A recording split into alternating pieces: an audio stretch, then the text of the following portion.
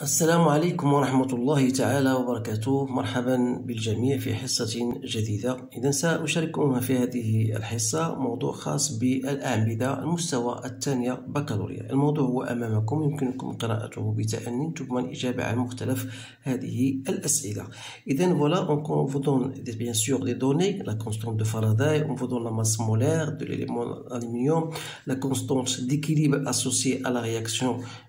Ici, voilà, on vous donne une réaction, on vous donne la constante K. Alors, on réalise la pile cuivre-aluminium en reliant les deux demi-piles par un pont salin de chlorure d'ammonium, comme vous voyez sur cette figure.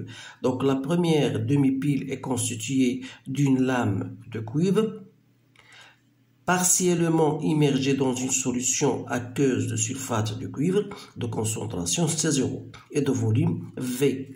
Donc, c'est-à-dire que vous avez ici la même concentration et le même volume dans les deux compartiments, bien sûr, V.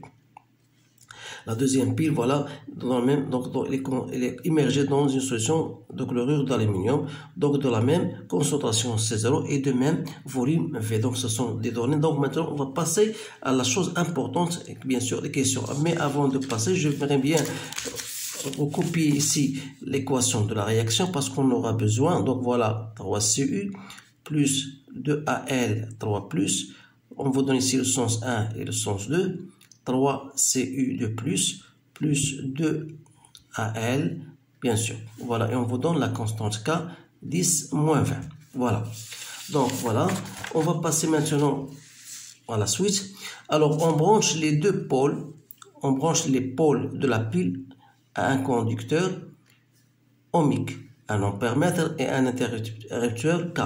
Donc à l'instant t égale à 0, on ferme le circuit. Donc un courant électrique d'intensité constante, il circule alors dans le circuit. Donc la courbe de la figure 2, elle représente la variation de la concentration en cuivre, des ions cuivre, existant dans la première demi-pile en fonction du temps. Alors la question, en utilisant le critère d'évolution spontanée, déterminer le sens de l'évolution du système chimique constituant la pile. Donner la représentation conventionnelle de la pile, exprimer la concentration en Cu+, à un instant donné, en fonction de T, C0, IVF. Alors, on déduire la valeur de l'intensité du courant électrique qui passe dans le circuit. Maintenant, la pile est entièrement usée à un instant T, C, montre que la variation delta M de la masse de la lame d'aluminium lorsque la pile est entièrement usée est s'écrit sous cette forme-là. Alors, calculer delta M. Alors, on va répondre question par question. Donc, ce sont des questions typiques qui se posent généralement de cette façon-là. Donc, essayez toujours de faire des exercices pour bien saisir cette leçon qui n'est pas difficile du tout. Donc, il suffit tout simplement de savoir qui joue le rôle de la cathode et de l'anode et de ne pas se tromper dans la réaction globale. Alors, maintenant, on vous dit les critères d'évolution. Alors, il y a deux méthodes. Soit, en passant par la courbe, normalement, vous remarquez bien sûr que la concentration en ion cuivreux à l'instant T égale à 0, en suivant bien sûr cette échelle. Donc, ici, c'est 1, 2, 3, 4, 5. Donc, 5, 10 moins 2 moles par litre. Alors, à l'instant T égale à 0, mais au fur et à mesure que le temps s'élève ou bien augmente, vous remarquez que la concentration diminue jusqu'au temps où il devient nul. Alors, ça veut dire quoi? Ça veut dire que le système de la réaction il évolue dans le sens de la diminution des ions cuivreux, c'est-à-dire c'est dans le sens 2. Alors ça, c'est une réponse, mais si vous voulez quand même, puisqu'on vous donne la constante K, il suffit de chercher Q à l'état initial de cette réaction, qui est la concentration de Cu+, voilà, à puissance 3, sur la concentration de Al 3 plus initiale, bien sûr. Alors, si vous faites votre calcul, puisqu'ils sont dans la même concentration, donc ici, vous avez 2Al ici, de AL pour que ce soit correct. Donc ici au carré, donc ici on voit ça, c'est C0 à la puissance 3 sur C0 à la puissance 2, donc c'est C0 qui est égal à 5, 10 moins 2 mol, donc il n'y a pas d'unité, pardon. Donc vous remarquez que égal à quoi? C'est très il est très supérieur, pardon, est très supérieur devant K. Alors, Q initial est supérieur à K, ça veut dire que le système évolue dans le sens contraire, c'est-à-dire le sens 2, puisqu'on vous donne déjà la réaction, voilà, d'après ce qu'on nous a donné, c'est-à-dire elle évolue dans le sens contraire, c'est-à-dire voilà le sens direct, voilà le sens opposé, donc, ou bien le sens inverse, c'est-à-dire le sens 2. Voilà. Donc, voilà la réponse à cette question. Donc, utiliser le sens de l'évolution du système. Alors, donner la représentation conventionnelle. Donc, si on voudrait la représentation conventionnelle, c'est-à-dire que ce qui va jouer le rôle de l'anode et ce qui va jouer le rôle de la cathode. Alors, bien sûr, je vais représenter d'abord cette réaction. Ça devient comme ça, 3Cu2 plus 2Al, le sens 2. Donc, pour donner 3Cu plus 2Al, 3+. Donc, qu'est-ce que vous remarquez ici? Que l'anode, bien sûr, c'est que l'aluminium, il passe à Al 3+, donc ça représente l'anode. Et la cathode, c'est, on a Cu2+, il passe à Cu. Donc, voilà, ça, c'est la cathode. Donc, voilà ce qu'on appelle une symbolisation de la pile. Maintenant, on vous demande, voilà, exprimer la concentration de Cu2+ en fonction de ces valeurs-là. Alors, d'après notre courbe, ou bien d'après le graphique, vous remarquez que la concentration de Cu2+ en fonction du temps est une fonction affine, c'est-à-dire je peux l'écrire comme étant égal à A de T plus B, avec A, c'est le coefficient directeur de la fonction Cu2+ en fonction de temps. Vous savez bien sûr ça en maths. Donc, on va déterminer, on sait bien comment on détermine A et comment on détermine B. Alors, B n'est autre que l'intersection de notre courbe avec l'axe des ordonnées, c'est-à-dire que BC, c'est la concentration initiale de Cu2+. Alors là, on va suivre quelles sont les questions qu'on nous a posées. Donc, la concentration de Cu2+.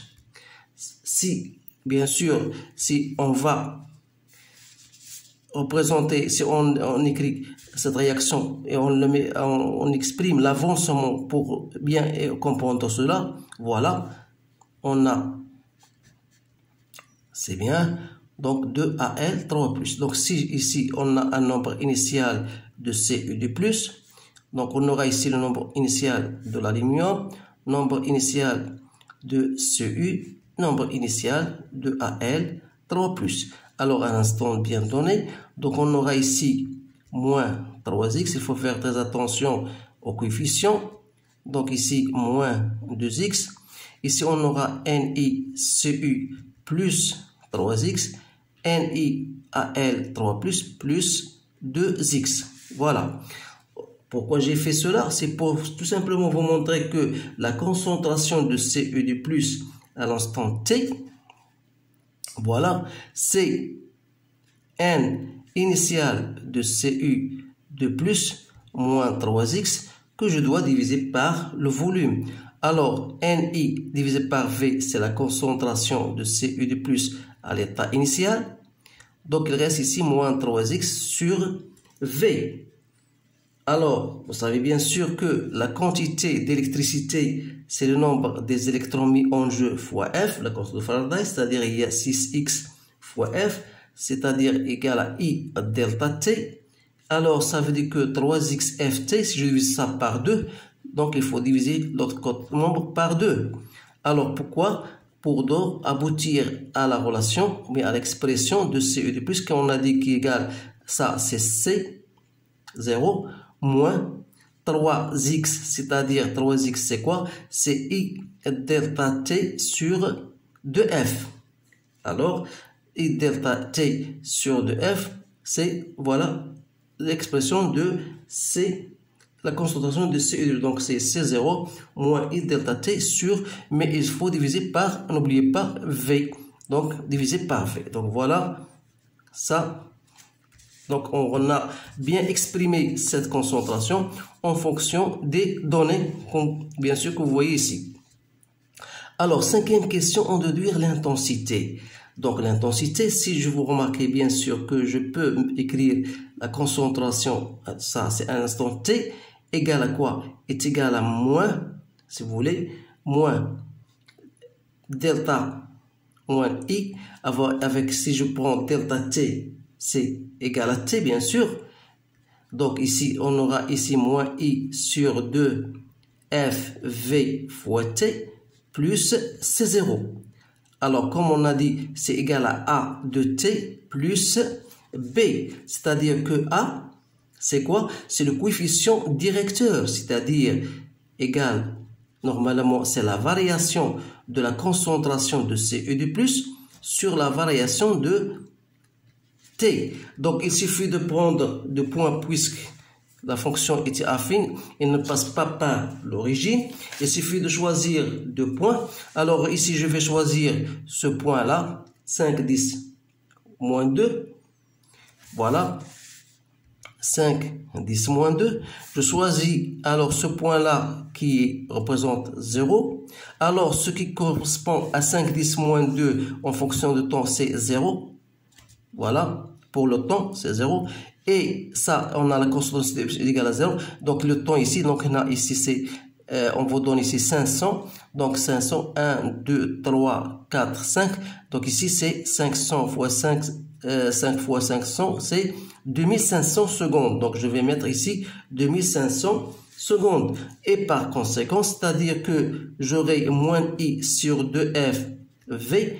Je fais mon calcul, je trouve ici moins 2, 10, moins 5.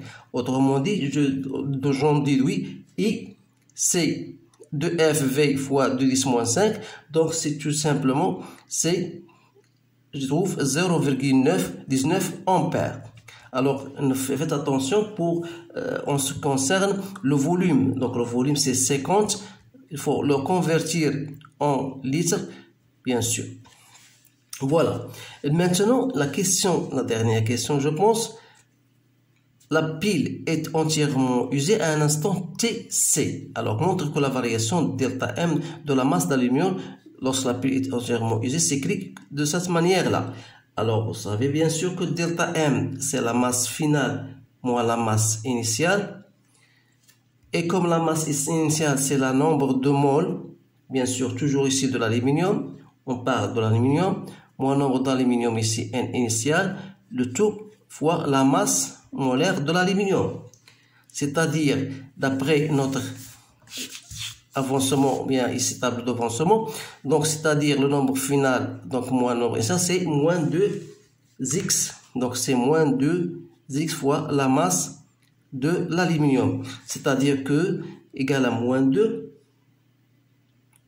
fois 2x, c'est-à-dire x c'est quoi? Parce qu'on a 2x égale à I delta t, donc je laisse l'application numérique après.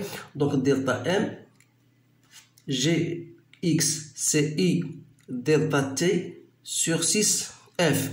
Alors, ça veut dire que delta M est égal à moins 2x, ça devient donc I delta t sur 3F fois la masse molaire de l'aluminium. Alors, dans ce cas, je peux faire mon application numérique. Donc, c'est 0,19 fois delta T, c'est 2500. Ça correspond à TC. Voilà.